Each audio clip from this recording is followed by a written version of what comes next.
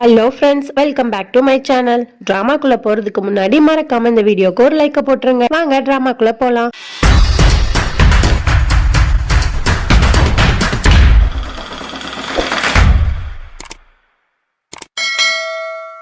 Starting சீன்ல நம்ம அத்தைக்காரியை தான் காட்டுறாங்க. அவளை வந்து போலீஸ் அரெஸ்ட் பண்ணி ஜெயில போட்டுறாங்க. இது வந்து குடும்பத்துல இருக்க எல்லாரும் வந்து போலீஸ் ஸ்டேஷனுக்கு வந்து ரொம்ப அத்தைக்காரிட்ட வந்து அழுதுட்டு இருக்காங்க. அந்த சாக்ஷி அக்கா அவ எல்லாரும் தான் அழுதுட்டு இருக்காங்க. அதுக்கப்புறம் நம்ம யாஷ் இருக்கான்ல, அவனுக்கு வந்து அத்தைக்காரி ஜெயில இருக்கிறது வந்து ரொம்ப கஷ்டமா இருக்கு. கண்டிப்பா இவங்க இந்த தப்ப பண்ணிருக்க மாட்டாங்க, எங்கேயோ ஏதோ மிஸ்டேக் நடந்திருக்கு அப்படிங்கிற மாதிரி அவன் வந்து யோசிச்சுட்டு இருக்கான். அப்புறம் அப்படியே நமக்கு நம்ம ரதன் சிங்கை தான் காட்டுறாங்க. அவன் வந்து ரூம்ல சோகமா நின்றுட்டு இருக்கான். அப்ப நம்ம தியா வரா. உடனே ரதன் சிங் சொல்றான், இல்ல தியா, என்ன நம்பவே முடியல, அத்தை தான் இத்தனை வருஷமா வந்து இந்த எல்லா தப்புங்களையும் பண்ணதா அப்படிங்கறத என்னால ஏத்துக்கவே முடியல அப்படிங்கிற மாதிரி புலம்பிட்டு இருக்கான். உடனே தியா வந்து அதுதான் உண்மை ரதன் சிங், வேற என்ன பண்ண முடியும் அப்படிங்கிற மாதிரி சொல்றான். உடனே ரதன் சிங் சொல்றான், இல்ல அம்மா அப்பா இறந்ததுக்கு அப்புறம் நான் அத்தையை தான் வந்து அம்மா அப்பாவை பார்த்தேன். இப்ப எனக்கு எப்படி தோணுதுன்னா என் அம்மா அப்பாவே வந்து என்னை கொல்ற மாதிரி இருக்கு. ஏன்னா அந்த இடத்துலதான் நான் அத்தையை வச்சிருந்தேன் அப்படிங்கிற மாதிரி சொன்னோன்னு ரொம்ப சோகமாயிடுறான். உடனே டக்குன்னு வந்து ஐயோ அங்க யாரும் நிக்கிற மாதிரி இருக்கு அப்படிங்கிற மாதிரி தியாட்ட சொல்றான். உடனே தியா யாரு அப்படின்ற மாதிரி ரொம்ப ஷாக் ஆகி அங்கிட்டு போய் தேடலான்னு போறான். உடனே ரதன் சிங் வந்து சிரிக்கிறான். இல்ல எனக்கு வந்து சீரியஸா பேசுறது வந்து எனக்கு வந்து ரொம்ப ஒரு மாதிரி இருக்கு, அதனாலதான் கொஞ்சம் பயம் காட்டினேன் அப்படிங்கிற மாதிரி சொல்லிட்டு ரெண்டு பேரும் ஜாலியா பேசிட்டு இருக்காங்க. அப்ப உடனே தியா சொல்றா, ரதன் சிங் நான் ஹோட்டல்ல இருக்க எல்லா டீடைல்ஸையும் எல்லா பொறுப்பையும் வந்து நான் வந்துட்டு ஒப்படைக்கணும், அதுக்கான வேலையை பார்க்கணும், நான் போறேன் அப்படிங்கிற மாதிரி சொல்றா. உடனே ரதன் சிங் சொல்றா, வெயிட் பண்ணு தியா, நான் வந்து உனக்கு வந்து ஒரு சர்ப்ரைஸ் வச்சிருக்கேன் அப்படிங்கிற மாதிரி சொல்லிட்டு அவ கையை பிடிச்சிட்டு, தியா நீ வந்து என்னோட உயிரை காப்பாத்திருக்க, அதுக்காக நான் உனக்கு ஏதாவது செய்யணும்ல, நம்ம வந்து டேட்டிங் போலாம் இன்னைக்கு அப்படின்னு மாதிரி சொல்லுவான். உடனே தியா வந்துட்டு ஐயோ ரதன் சிங் அதெல்லாம் எனக்கு வேண்டாம் அப்படிங்கிற மாதிரி சொல்லுவா. இப்ப நான் என்ன உனக்கு திரும்ப கல்யாணமா பண்ணிக்க சொல்ல போறேன், டேட்டிங் தானே, இது நார்மலா நம்ம ரெண்டு பேரும் போறது, இதுல என்ன இருக்கு, வா நம்ம போலாம் அப்படிங்கிற மாதிரி சொல்றான். உடனே தியாவும் சரி ஓகே போலாம் அப்படிங்கிற மாதிரி சொல்லிட்டு அவங்க வந்து கிளம்புறாங்க. அப்போ வந்து அந்த மீசக்காரன் இருக்கான்ல, அவன் நடு வீட்டுல உட்காந்துட்டு நல்லா குடிச்சிட்டு உட்காந்துருக்கான். அப்ப தியா போறத பார்த்தோன்னே தியாவை பார்த்துட்டு வம்பிழுக்கிறான். என்ன சொல்றான் அப்படின்னா, 12 வருஷமா இந்த பேலஸ்ல இருந்து நல்லா ஆண்டு அனுபவிச்சுட்ட, இனியும் நீ இங்கதான் இருக்க போறன்றக்காண்டி இந்த அத்தகாரியை வந்து ஜெயில பிடிச்சு போட்டுட்டியா அப்படிங்கிற மாதிரி ரொம்ப தப்பா பேசி வந்து வம்பிழுக்கிறான். உடனே தியா சொல்றான், நான் 12 வருஷம் இந்த பேலஸ்ல வந்து நான் இருக்கல, 12 வருஷமா நான் ஹோட்டல்ல தான் தங்கியிருந்தேன், நீங்க தான் வந்து 12 வருஷமா அந்த இடத்துல இருந்துட்டு இருக்கீங்க அப்படிங்கிற மாதிரி எதிர்த்து பேசி விட்டு அந்த இடத்துல வந்து போயிடுறா. அப்புறம் நம்ம ரதன் சிங்கும் தியாவும் வந்து நடந்து போயிட்டே இருக்காங்க. அப்படி பேசிட்டே போறாங்க. அப்போ அவங்க ரெண்டு பேரும் வந்து யாரோ 3 பேர் ஃபாலோ பண்ணிட்டு இருக்காங்க. உடனே ரதன் சிங் வந்து சொல்றான் தியாட்ட, யாரோ ஃபாலோ பண்றாங்க அப்படிங்கிற மாதிரி சொல்றான். உடனே அப்படியே அப்படிங்கிற மாதிரி தியா திரும்பி பார்க்க போறான். என்ன யாரும் கொல்றதுக்காக ஃபாலோ பண்ணல, உன்னே தான் ஃபாலோ பண்றாங்க அப்படிங்கிற மாதிரி சொல்லிட்டு டக்குன்னு கூட்டிட்டு போய் ஒரு இடத்துல வந்து 2 பேரும் ஒளிஞ்சுக்கிறாங்க. அப்போ உடனே இந்த 3 பேர் துரத்திட்டு வந்தாங்கல்ல, அவனுங்க வந்து ஐயோ அந்த பொண்ணு எங்க போனா, அவ ரொம்ப அழகா இருந்தால, இப்படி நம்ம மிஸ் பண்ணிட்டோமே அப்படிங்கிற மாதிரி பேசிட்டு இருக்காங்க. இதை கேட்டாலும் ரதன் சிங் வந்து சொல்றான், நான் சொன்னேன் பத்தியா, உன்னே தான் ஃபாலோ பண்ணிட்டு அவங்க 3 பேர் வராங்க அப்படிங்கிற மாதிரி சொல்லிட்டு இருக்கான். அப்புறம் அவங்க 3 பேர் வந்து அங்கிட்டு போயிடுறாங்க. ரதன் சிங் வந்து தியாவும் கொஞ்சம் ஜாலியா பேசிட்டு இருக்காங்க. அப்போ வந்து ரதன் சிங் வந்து நல்லா காமெடி பண்ணிட்டு இருக்கான். அப்போ அதை பார்த்துட்டு தியா வந்து ரொம்ப சிரிப்பை வந்து கண்ட்ரோலே பண்ண முடியாத அளவுக்கு விழுந்து விழுந்து சிரிச்சிட்டு இருக்கா. இதை பார்த்துட்டு ரதன் சிங் வந்து இவ இவ்வளவு இப்படி சிரிச்சு ரொம்ப நாள் ஆகுது, எப்பவுமே என்னைய பாதுகாக்கணும்னே வந்து சுத்திட்டு இருப்பா, இன்னைக்கு என்னன்னா நல்லா சிரிச்சிட்டு இருக்கா அப்படிங்கிற மாதிரி சொல்லிட்டு அதை வந்து அவன் வீடியோ எடுத்துட்டு இருக்கான். அப்புறம் அப்படியே 2 பேரும் நல்லா ஜாலியா பேசிட்டே வந்து டின்னருக்கும் போயிடுறாங்க ஹோட்டலுக்கு. அப்ப அவங்க உட்காந்துருக்கும் போது ரதன் சிங் வந்து என்ன ஆர்டர் பண்றான் அப்படின்னா, 2 ஒயின் கொண்டு வாங்க அந்த மாதிரி அப்படி சொல்லிட்டு ஆர்டர் பண்ணிடுறான். உடனே தியா சொல்றா, இல்ல ரதன் சிங் நான் ஒயின் எல்லாம் குடிக்க மாட்டேன், எனக்கு அதெல்லாம் வேண்டாம் அப்படிங்கிற மாதிரி சொல்றா. உடனே அதுக்கு ரதன் சிங் சொல்றா, இன்னைக்கு ஒரு நாள் தானே, நம்ம வந்து இன்னைக்கு ஹாப்பியா மூட்ல இருக்கோம், அதனால வந்து நம்ம என்ஜாய் பண்றதுக்காக நம்ம ஒயின் குடிச்சு செலிப்ரேட் பண்ணலாம் அப்படிங்கிற மாதிரி சொல்லிட்டு இருக்கோம். உடனே தியா சொல்றா, சந்தோஷமா இருக்கணும் அப்படின்றதுக்காக ஒயின் குடிச்சுலாம் செலிப்ரேட் பண்ணணும்னு அவசியம் கிடையாது அப்படிங்கிற மாதிரி சொல்றான். இப்படி 2 பேருக்குமே வாக்குவாதம் வருது.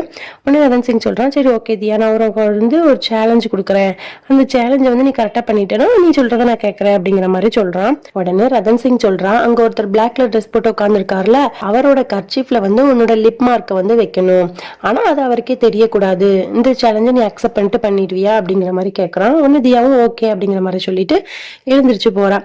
அப்படியே போயிட்டு அந்த பிளாக் கலர் ட்ரெஸ் போட்டிருக்காருல, அவரோட டேபிள்ல வந்து ஒரு கிளாஸ் வந்து வாட்டர் இருக்கு, அதை வந்து தெரியாதனமா வந்து தட்டி விடுற மாதிரி தட்டி விட்டு அவ ட்ரெஸ்ல வந்து கொட்டிக்கிறான். உடனே அந்த டேபிள் இருக்கவர் ஐயோ சாரி சாரி அப்படிங்கிற மாதிரி சொல்றாரு. இவரு வந்து சாரி சாரி தெரியாம கொட்டிருச்சு அப்படிங்கிற மாதிரி சொன்னோன்னு அவர்கிட்ட வந்து உங்களோட கர்ச்சீஃப் கொடுங்க, என்னோட ட்ரெஸ் நனைஞ்சிருச்சு அப்படிங்கிற மாதிரி தியா கேட்டு கர்ச்சீஃப் வாங்கிடுறான். அப்புறம் அந்த கர்ச்சீஃபை வச்சு அவள் ட்ரெஸ்ல கொட்டிருக்க தண்ணியை துடைக்கிற மாதிரி தொடச்சிட்டு அவளோட ஃபேஸையும் துடைக்கிற மாதிரி தொடச்சு அந்த லிப் மார்க்கை வந்து அந்த கர்ச்சீஃப்ல வச்சு அதை மடிச்சு அந்த பிளாக் கலர் ட்ரெஸ் போட்டிருந்தால அவன்கிட்டே கொடுத்துட்டு வந்துடுறா. இதை பார்த்துட்டு நம்ம ரதன் சிங்க்கு பரவாயில்ல தியா, நீ எந்த சேலஞ்சினாலுமே கரெக்டா பண்ணிடுறியா அப்படிங்கிற மாதிரி அவளை பாராட்டிட்டான்.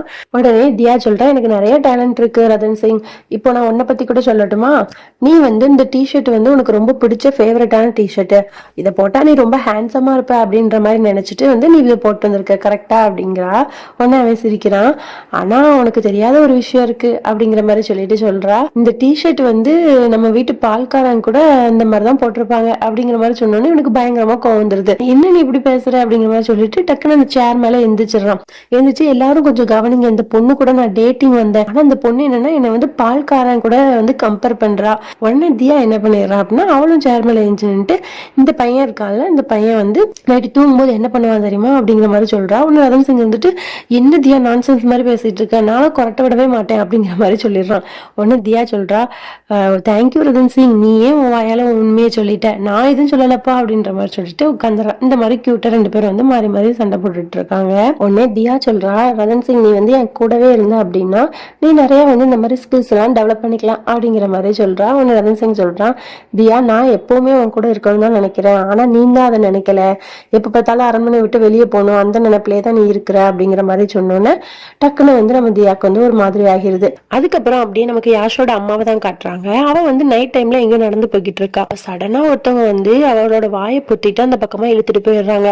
அது யாரு அப்படின்னு பார்த்தா அது யாஷோட அப்பா. இத்தனை வருஷமா யாஷோட அம்மாவும் அப்பாவும் வந்து பிரிஞ்சிருக்கிறதா தான் எல்லாரும் நம்பிட்டு இருந்திருப்பாங்க. ஆனா உண்மை என்ன அப்படின்னா இத்தனை வருஷமா ரதன் சிங்கை கொல்ல முயற்சி பண்ணது எல்லாமே யாஷோட அப்பா தான். அவர் எல்லாம் பிளான் பண்ணி கொடுத்ததை தான் யாஷோட அம்மா வந்து பண்ணிருப்பாங்க. யாஷோட அம்மாவும் அப்பாவும் இத்தனை வருஷமா பிரிஞ்சிருக்க மாதிரி ஒரு ஆக்டிங்க போட்டு அந்த சொத்தை ஃபுல்லா அபகரிக்கிறதுக்கு இத்தனை வருஷமா பிளான் போட்டு இருந்திருக்காங்க. அப்ப உடனே யாஷோட அம்மா வந்து சொல்றா, இந்த மாதிரி உங்க அம்மா வந்து போலீஸ் பிடிச்சிட்டு போயிட்டாங்க, தியா வந்து அவங்க தான் ரதன் சிங்கை கொலை பண்ணா அப்படிங்கிற மாதிரி நிறைய ப்ரூஃப் எல்லாம் காமிச்சு போலீஸ்ல வந்து புடிச்சு கொடுத்துட்டா அப்படிங்கிற மாதிரி நடந்த எல்லாத்தையும் சொல்றா. உடனே யாஷோட அப்பாவுக்கு டவுட் வருது. இல்ல நம்ம அம்மா தான் இந்த மாதிரி ஒண்ணு ஃப்ரேம் பண்ணிருக்காங்கன்னு நினைக்கிறேன், எனக்கு அவங்க மேலதான் டவுட்டா இருக்கு அப்படிங்கிற மாதிரி சொல்லிட்டு அவன் சொல்றான், இனி நீ வந்து ரொம்ப கேர்ஃபுல்லா இருக்கணும், நம்ம அம்மா பக்கம் வந்து எல்லாமே திரும்பிடுச்சு, அப்ப நம்ம ரதன் சிங்கை வந்து கொல்றதுக்கு வந்து இது நல்ல ஒரு வாய்ப்பு தான் அப்படிங்கிற மாதிரி சொல்லிட்டு நான் வந்து பிளான் எல்லாத்தையும் அப்புறமா சொல்றேன் அப்படிங்கிற மாதிரி சொல்றான். அதுக்கப்புறம் வந்து யாஷோட அம்மா சொல்றா, நான் உங்களை ரொம்ப மிஸ் பண்றேன், மிஸ் யூ அப்படிங்கிற மாதிரி சொல்லிட்டு ஹக் பண்ணிடுறா. உடனே அவரும் வந்து நானும் உன்னை ரொம்ப மிஸ் பண்றேன், மிஸ் யூ டூ அப்படிலாம் சொல்லிட்டு அவரும் ஹக் பண்றாரு. அதுக்கப்புறம் யாஷோட அம்மா வந்து நான் போயிட்டு வரேன் அப்படின்னு சொல்ற மாதிரி கிளம்புறா. உடனே யாஷோட அப்பா சொல்றாரு, உன் கையில இருக்கிற ஸ்டிக் எங்க போச்சு அப்படின்னா நான் அதை வந்து கார்ல வச்சுட்டு வந்திருக்கேன் அப்படிங்கிற மாதிரி அவ சொல்றா. உனக்கு என்ன அறிவு இருக்கா இல்லையா, நீ என்ன முட்டாளா, அதை போய் வச்சுட்டு வந்திருக்க, யாஷ்க்கு ஏற்கனவே உன் மேல ஒரு டவுட் வந்துட்டு அப்படிங்கிற மாதிரி சொல்லிட்டு அவன் திட்டுறான். உடனே அவன் வந்து இல்ல சாரி இனிமே இந்த மாதிரி தப்ப பண்ண மாட்டேன், நீங்க கோவப்படாம இருங்க அப்படிங்கிற மாதிரி சொல்லிடுறான். உடனே அவனும் ஓகே நீ பார்த்து போயிட்டு வா அப்படிங்கிற மாதிரி சொல்லிட்டு ரெண்டு பேருமே அந்த இடத்த விட்டு போயிடுறாங்க. அதுக்கப்புறம் அடுத்த நாள் ஆயிடுது. நம்ம ரதன் சிங் வந்து வந்துட்டு இருக்கான். அப்ப வந்து ஒரு போட்டோவை பாக்குறான். அதுல அத்தாக்காரியும் ரதன் சிங் சின்ன பையனா இருக்கும்போது இருந்த போட்டோ வந்து இருக்கு. அதை பார்த்துட்டு அப்படியே சோகமாயிடுறான். அதுக்கப்புறம் கிச்சனுக்கு போறான். அங்க போய் பார்த்தா ஒரு பாயாசம் மாதிரி ஒண்ணு யாரோ ரெடி பண்ணி வச்சிருக்காங்க. அதை பார்த்துட்டு இவன் யோசிக்கிறான், இது நம்ம சின்ன வயசுல சாப்பிட்ட மாதிரியே இருக்கு, அதே ஸ்மெல் வருது அப்படிங்கிற மாதிரி சொல்லி பார்த்துட்டு இருக்கான். அப்ப டக்குன்னு யாரோ ஒருத்தவங்க வந்து ஒரு பவுல்ல வந்து அந்த பாயாசத்தை வந்து இப்படி நீட்டுறாங்க. இவன் உடனே யார் நமக்கு இந்த இது தரா அப்படின்னு சொல்லிட்டு இப்படி திரும்பி பாக்குறான். பார்த்தா அவனுக்கு பயங்கரமான ஷாக்கு. அந்த இடத்துல யாரு இருக்கா அப்படின்னா நம்ம அத்தைக்காரி தான் நிக்கிறா. அவ போலீஸ் ஸ்டேஷன்ல தானே இருந்தா, இங்க எப்படி வந்தா அப்படிங்கிற மாதிரி ரதன் சிங் வந்து கை முழிச்சிட்டு இருக்கான். ஓகே ஃப்ரெண்ட்ஸ், இதோட நம்ம இந்த பார்ட்டை முடிச்சுக்கலாம். அத்தைக்காரி ஜெயில இருந்து எப்படி வெளியே வந்தா, அதுக்கான காரணம் என்ன அப்படிங்கறதெல்லாம் நம்ம நெக்ஸ்ட் பார்ட்ல பார்த்து தெரிஞ்சுக்கலாம். Bye friends.